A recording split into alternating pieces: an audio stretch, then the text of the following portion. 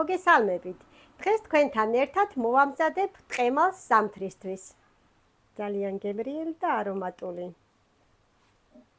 მოვამზადე აი ამ ტყემლისგან, ბალტყემალას რომ ვეძახით, ნახეთ ვარდისფერი.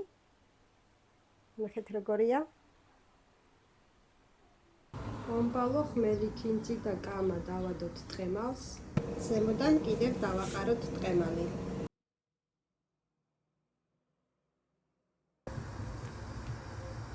ეს თავისივე წვენია მეგობრებო, წყალი არ დამესხია. მოხარშული ტყემალი გავჩხაკოთ. ესე საძურძელო და გავადაროთ. ნახეთ მეგობრებო.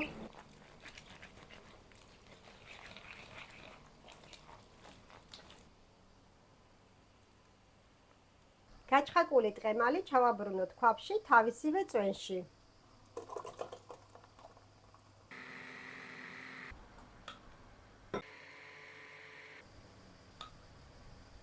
გამოდუღებას რომ დაიწყებს, დავამატოთ ნიორი, წვანილები, მარილი, წარე წიწაკა.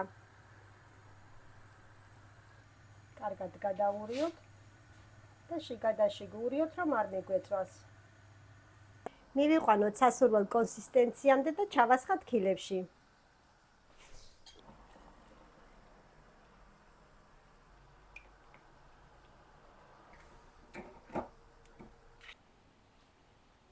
ოცდაათი კილო ტყემალისგან გამოვიდა სულ 18 ლიტრი.